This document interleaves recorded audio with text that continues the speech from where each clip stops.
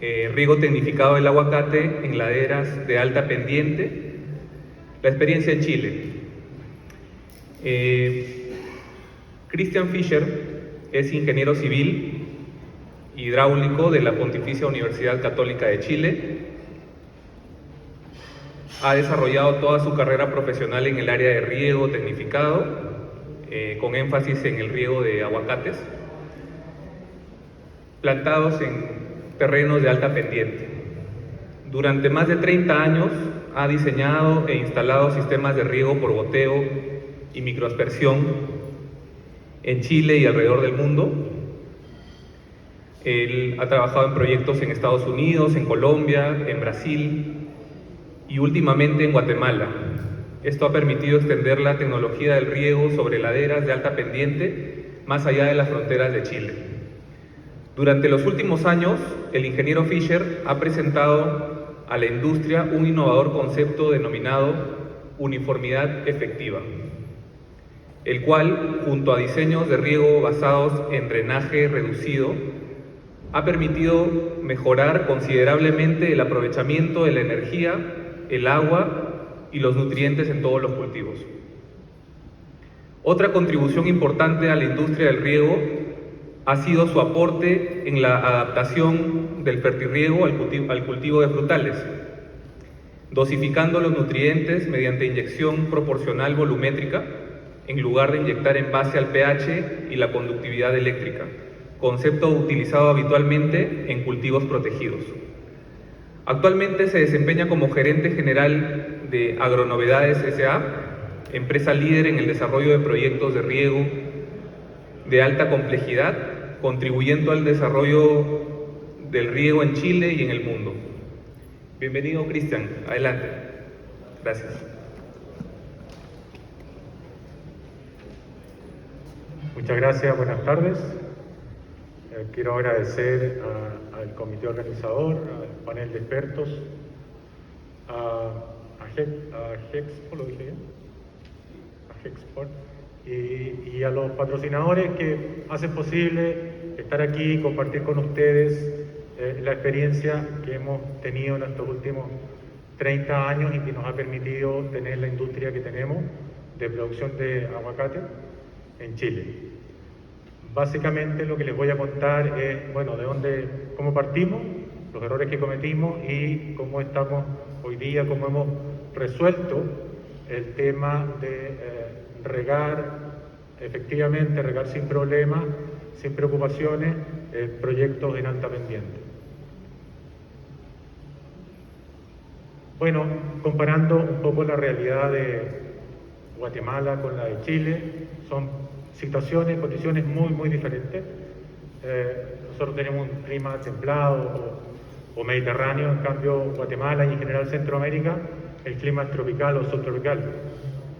Nosotros por eso mismo tenemos 4 estaciones, pasando por una estación bastante fría en invierno y bastante calurosa en verano, y aquí son básicamente estación lluviosa y estación seca. Exportamos nosotros, este año se pretende exportar 140.000 toneladas de aguacate versus las exportaciones actuales de Guatemala, que espero que aumenten, que son de 5.000 aproximadamente. El mercado que tiene Chile, gracias a sus tratados de libre comercio con muchos países, está muy diversificado. A nivel global mandamos, no tengo idea de la cantidad de países que exportamos palta, pero aguacate digo, pero son bastantes. Nuestros suelos también son diferentes, tenemos suelos que son muy alcalinos, ¿cierto?, en base a carbonato de calcio, en cambio, y minerales, y en cambio aquí en Centroamérica los suelos son más bien orgánicos y ácidos, producto de la intensidad de las lluvias. Y tenemos muy poca agua, donde en la zona que les voy a mostrar es una zona prácticamente desértica, en que la precipitación solía ser de 250 milímetros al año y hoy día la verdad que estamos más bien cerca de los 100 milímetros. Muy pocas lluvias, muy poca intensidad, podemos contar probablemente en un año con 5 o 6 lluvias, no más que eso. Y la cordillera de los Andes, que es nuestro congelador, que nos mantiene el agua guardada desde el invierno, cuando nieva, hasta el verano, que es cuando la ocupamos, la verdad que cada día tiene menos nieve. No porque se la quitemos nosotros, sino porque el cambio en el clima nos está afectando muy seriamente, muy severamente. Finalmente tenemos un costo de mano de obra que es alto y cada año sube del orden de un 5%, mientras que el costo de mano de obra aquí, si bien no es bajo, tampoco es una cosa prohibitiva. Pero es algo que con seguridad va a cambiar. Este es el valle donde se cultiva la mayor cantidad de aguacates en Chile, el valle de Quillota, está frente a Viña del Mar y Valparaíso. Algunos números: tenemos plantado en ladera más de 10.000 hectáreas, que se compara con lo que tenemos en zonas planas, en zonas bajas, en el mismo valle. 90% de lo que cultivamos son variedades para exportación, y aparte de eso hay producto de los polinizantes y producto de otras variedades de consumo local, un 10% de variedades diferentes. Esperamos exportar, este valle va a exportar este año 100.000 toneladas, porque es el 70% de lo que se produce en Chile. Y la producción promedio del valle, la verdad es que es bastante baja: 5.000 toneladas por hectárea, probablemente 7.000, kilos por hectárea, no toneladas por hectárea.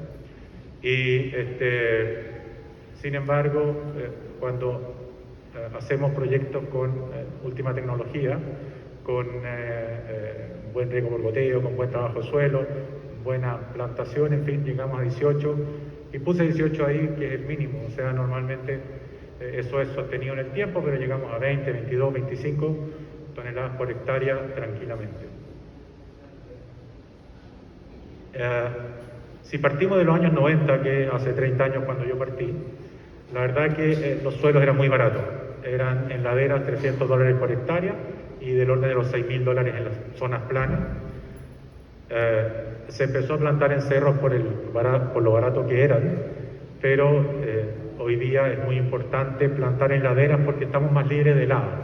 Nosotros tenemos en invierno efectivamente algunos eventos de helada que son fatales para el aguacate Hass, porque daña el pedúnculo y la fruta se cae. Entonces, en cambio, las plantaciones que están en ladera, por un tema de inversión térmica, están con una temperatura más alta y no tenemos ese problema. Bueno, se plantó todo en curvas de nivel, como se planta aquí, y muy pocos caminos. Si ven esa foto,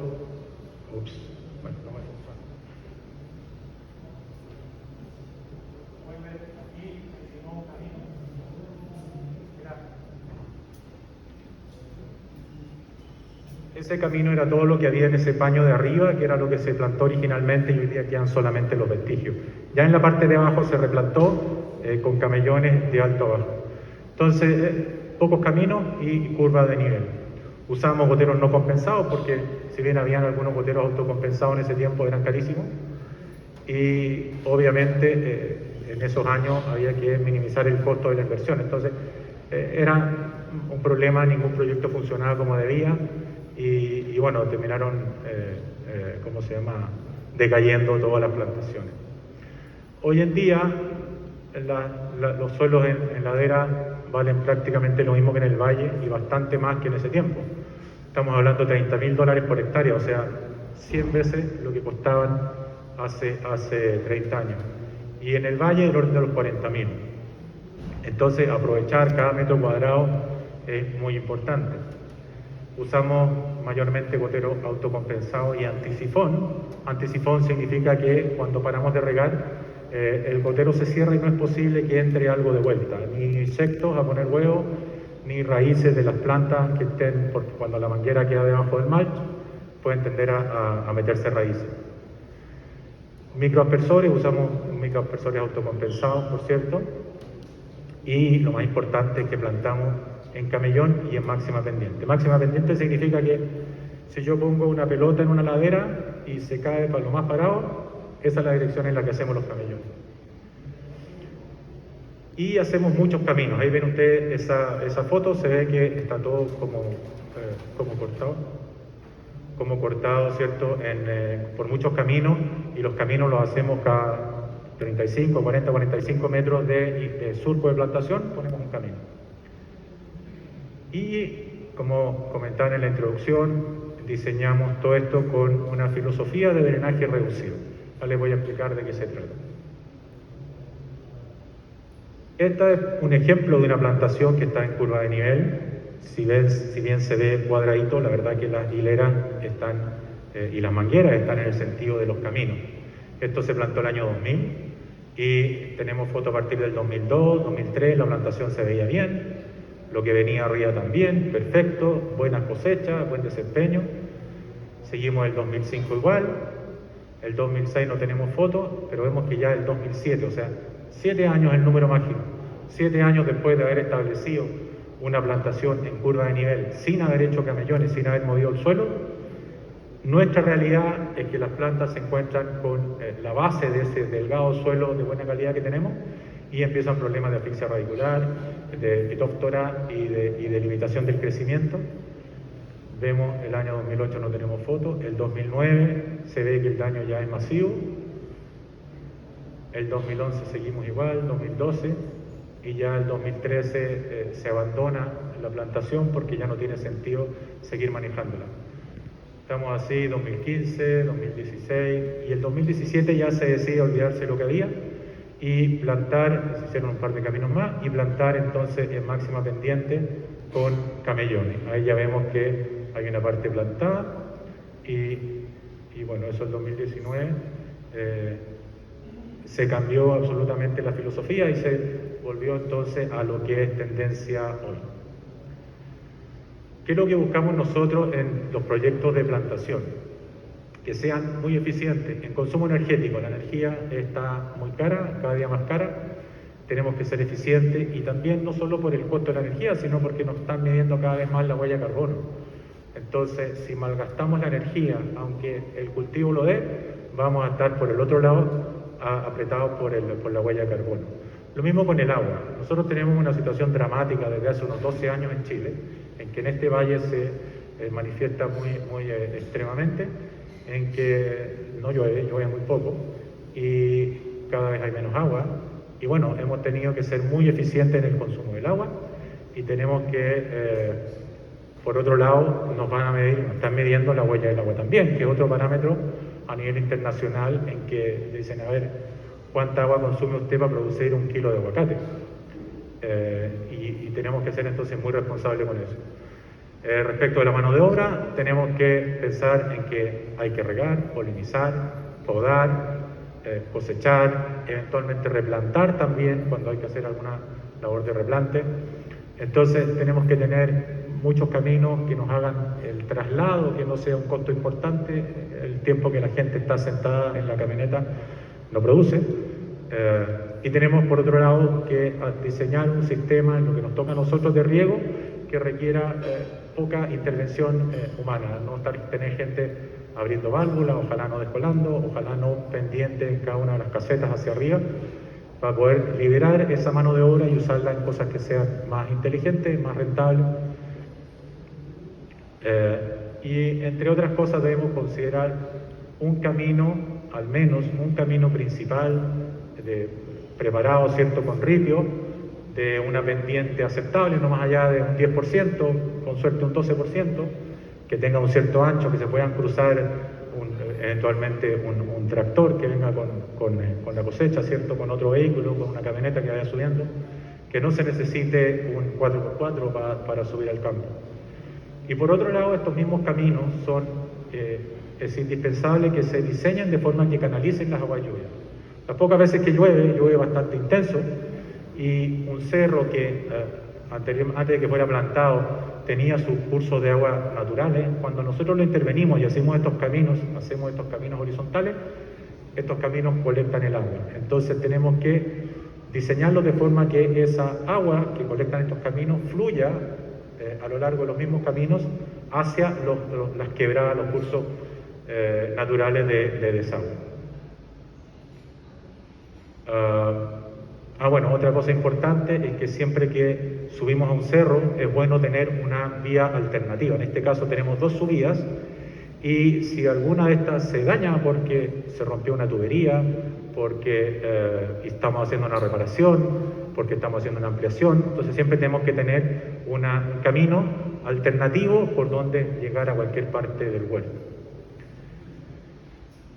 Vamos a hablar de la construcción de los camellones, siempre, como les decía, en máxima pendiente. La verdad es que la razón agronómica, así de fondo, no la sé, pero es lo que ha funcionado y todo el mundo hoy día planta en máxima pendiente y funciona bastante bien. En esta foto vemos que hay muchas diferentes direcciones de plantación. ¿Por qué? Porque siempre van en máxima pendiente. Entonces, no es algo de que uno tome, ¿cierto?, el mapa y se ponga a hacer cosas cuadradas, sino que tiene que hacer, al igual que cuando lo hace en curva de nivel, esto es perpendicular directamente a la curva de nivel.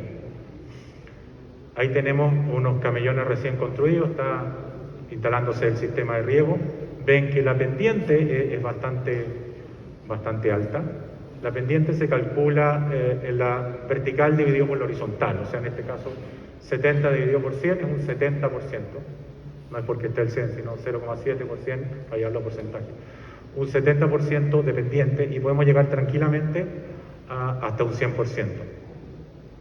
La distancia entre las hileras, que es un tema que aquí lo he escuchado bastante en lo que hemos conversado entre pasillos, la distancia entre hileras va a depender del suelo, si es un suelo fértil o un suelo más bien pobre, y de qué tipo de patrón estamos usando. En Chile se ha usado tradicionalmente el patrón mexícola, Hass sobre mexícola. El 90% de las plantaciones que se hacían desde hace unos 5 años hacia atrás son con esas características, pero hace ya unos 5 años empezamos a plantar con patrones clonales, básicamente DUSA y DIUP, y con resultados, por cierto, maravillosos. Entonces va a depender 6 a 7 metros con porta injertos clonales y con suelos más bien fértiles, y 5 a 6 metros, no menos de 5, con patrones de semilla y con suelos que no sean tan fértiles.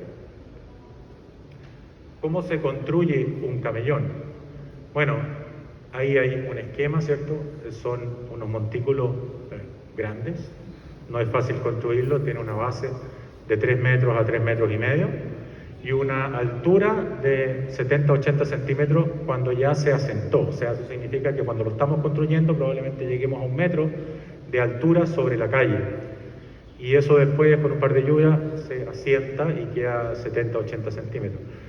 En la parte superior donde se plantan los aguacates, tiene más o menos un ancho de 1,80 m, 2 metros. Eso es lo normal.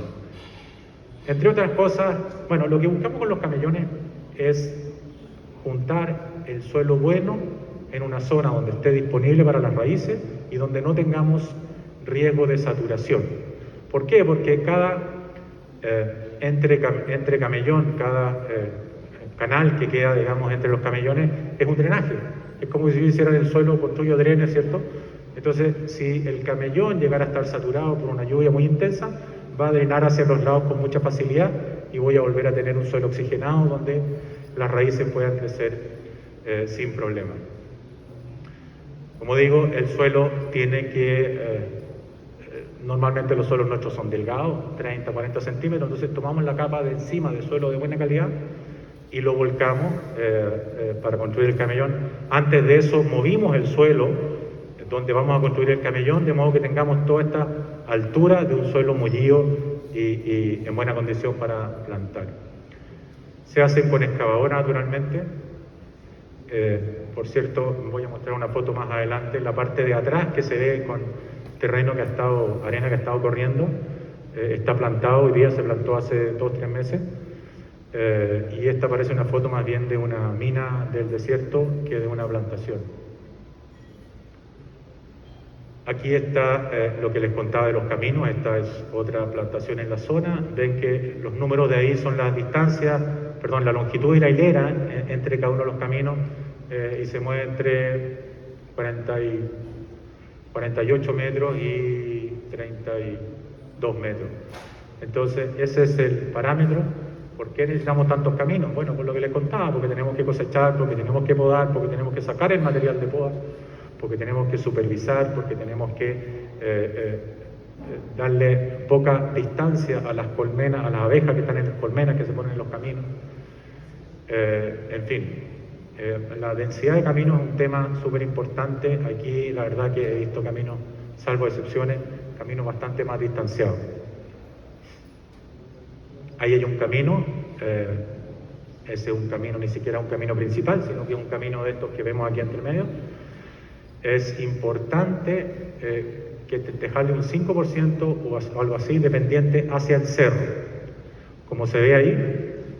¿Por qué? Porque toda la lluvia que viene de los camellones hacia el camino, más la lluvia que cae sobre el camino, se canaliza hacia esta cuneta que se forma ahí en la esquina, y este camino a su vez tiene una pendiente longitudinal del 1 al 2% y va en este caso hacia el fondo donde se ve verde, donde hay una quebrada, un arroyuelo por donde el agua corre y llega abajo, bueno, donde siempre ha llegado. Para hacer las subidas, aquí se ven dos subidas, ¿cierto? Y luego sube por los bordes. La pendiente máxima recomendada es un 10%.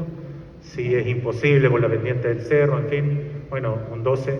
Hemos hecho caminos de 14%, pero ya la verdad que con suelo húmedo o si hay algún tipo de material rocoso, de piedra, es difícil subir sin 4x4.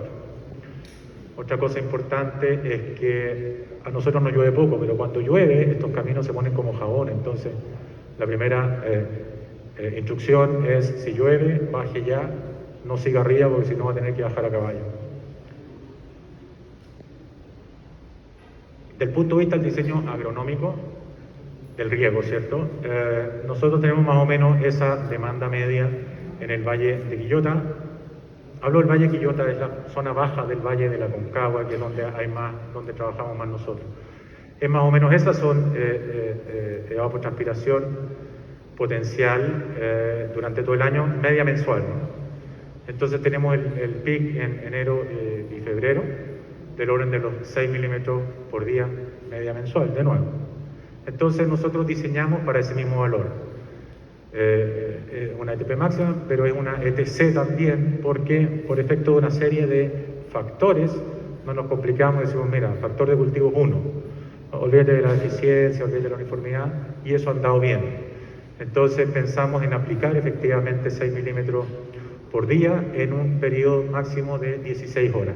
Eso nos deja un rango, ¿cierto?, de 8 horas para enfrentar una emergencia de que se nos cortó la energía eléctrica, se nos rompió una tubería, no tuvimos suministro de agua, o porque sencillamente a medida que fue avanzando la primavera, fuimos al huerto y nos dimos cuenta que estaba muy seco y tenemos que reponer esa agua, y si el sistema, la capacidad de entrega de agua al sistema es muy estrecha, entonces nos va a costar mucho.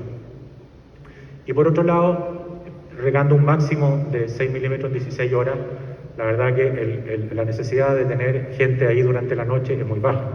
¿Por qué? Porque el resto del año vamos a aplicar 4 o 3 y lo vamos a poder aplicar en 10 horas o en 8 horas. Entonces el requerimiento de mano de obra en la supervisión, en el manejo del riego y en la fertirrigación es bastante más bajo. Hay también una razón agronómica, que en general la gente, los productores prefieren regar en las horas en que la planta está en actividad, o sea, entre las 10 de la mañana y las 6 de la tarde, para nosotros en verano, es que la planta está en actividad, está consumiendo agua, está transpirando, y tener agua periódicamente 2, 3, 4 veces al día en esa condición es muy bueno para las plantas. Dado que nuestros suelos son básicos, alcalinos, aunque pongamos agua con un pH, digamos 6, si la dejamos toda la noche en el suelo y al día siguiente la planta quiere tomar esa agua, muy probablemente la química del suelo y el pH del suelo va a haber atrapado esos nutrientes y la planta no va a ser capaz porque ya no va a estar disponible. Entonces, que a la planta le estemos entregando el agua y la planta esté en condición de tomarla inmediatamente, eso mejora mucho la absorción de nutrientes. La precipitación instantánea, no sé si todo el mundo está familiarizado con estos términos. La demanda significa cuánta es el agua que vamos a entregar en un día sobre toda la superficie, y la precipitación instantánea es la intensidad a la que la entregamos. Significa que cuando estamos regando vamos a estar entregando entre 2 a 3 milímetros por hora. 1 milímetro es 1 litro por metro cuadrado, entonces 2 a 3 litros por metro cuadrado cuando estamos regando. Eso ha andado muy bien. Sabemos que el aguacate tiene las raíces bastante superficiales comparado, por ejemplo, con cultivos de hoja caduca. El 30%, el 50 o 60% de las raíces están en los primeros 30 centímetros y el 95% de las raíces en los primeros 60 centímetros. Entonces esa es la zona que nosotros tenemos que cuidar, que tenga la humedad óptima. El camellón nos anda perfecto para eso, y no nos interesa que el agua se nos vaya más abajo porque la vamos a perder, tampoco los nutrientes. Entonces un riego frecuente de corta duración funciona muy bien. Los consumos que tenemos son aproximadamente o del orden de los 4 a 5.000 metros cúbicos por año, aunque con el mejor uso del agua, regando de forma muy eficiente, hemos podido regar con 3.000 metros cúbicos por hectárea al año, y eso con un detrimento de alguna proporción en el calibre del fruto, pero con la misma cantidad de kilos. Entonces lo que uno puede hacer es dejar la fruta en el árbol un par de meses más para que tome un poquito más de calibre, y ha sido posible entonces producir fruta de buena calidad con menos agua. Y es muy importante tener alta uniformidad. Si tenemos alta uniformidad significa que cada litro se va a aprovechar bien y no vamos a tener zonas secas ni vamos a tener zonas muy húmedas. Como emisores usamos goteo bastante en doble línea, y con autocompensado antisifón, como les mencionaba, y lo más típico es usar 2 litros por hora cada 50 centímetros. Ahora, si el suelo es muy arenoso, que no es lo común en la zona, pero de repente nos encontramos, producto de que el agua en el suelo arenoso se va muy rápidamente hacia abajo, lo que hacemos es regar con 1.6 litros hora a 30 centímetros. Entonces tenemos una red más tubida de goteros y de puntos de emisión de agua. Ahora, a diferencia de acá, que todo lo que he visto aquí son riego por goteo, allá usamos bastante riego por microaspersión. 1 o 2 microaspersores por planta, va a depender un poco de la distancia de plantación, ¿cierto? Si las plantas están a 2,5 metros, 3 metros de distancia, probablemente usemos 1 microaspersor por planta, y si están a una mayor distancia pondremos 2 microaspersores por planta. Usamos radio corto, ¿por qué? Obviamente porque nos interesa mojar solamente el camellón. Estos 2 metros o 3 metros en la base es lo que nos interesa mojar, y no nos interesa mojar la calle porque ahí ojalá no crezca nada. Hay un tema con los insectos que lo vimos ayer, pero ya ese es otro tema. Dada la escasez que tenemos de agua, lo ideal es que toda el agua que ponemos la puedan aprovechar las plantas y convertirse en aguacate. Los caudales de los microaspersores de 28, 36, 35, 40 litros hora, con el mismo parámetro de entre 2 y 3 milímetros por hora que mencionábamos recién. Y esto es, diría yo, una de las cosas más importantes cuando pensamos en establecer una plantación con riego, es la uniformidad. Un riego uniforme significa que todas las plantas reciben la misma cantidad de agua. Un riego no uniforme obviamente significa que unas plantas reciben más y unas plantas reciben menos. Entonces, normalmente, y según la literatura, la uniformidad del riego se mide en la descarga de los goteros. Uno echa a andar el sistema, ¿cierto? Espera 15 minutos, 20 minutos, media hora a que el sistema entre en régimen, y uno va con un vasito y mide 1 minuto, 2 minutos allá, 1 minuto o 2 minutos acá y en otro lado, y entonces comparamos esos caudales. Pero eso es lo que estamos midiendo, no es el riego, estamos midiendo los goteros. Y hoy día tenemos, gracias a Dios, goteros de muy buena calidad, que la curva de compensación es muy precisa. Entonces pierde un poco el sentido medir esta uniformidad, el coeficiente de uniformidad o coeficiente de descarga. Y lo que tenemos que hacer es medir lo que las plantas reciben, ¿ya? Y eso es lo que hemos denominado uniformidad volumétrica o uniformidad efectiva, que es lo que las plantas realmente reciben. Es muy sencillo medirla, no sé si tan sencillo, pero lo que hace uno es que antes de regar va y pone debajo de varios goteros un balde, un recipiente que tenga una capacidad de recibir el caudal que bota el gotero en 1 hora, y ponemos a andar el riego.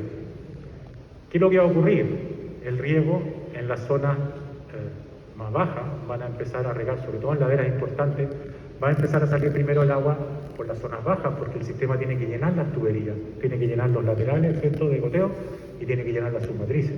y tienen que llenar matrices en algunos casos. Entonces, los primeros que van a empezar a funcionar van a ser las zonas bajas, y a medida que el sistema se va llenando y entra en régimen, entonces empiezan a regar las zonas altas.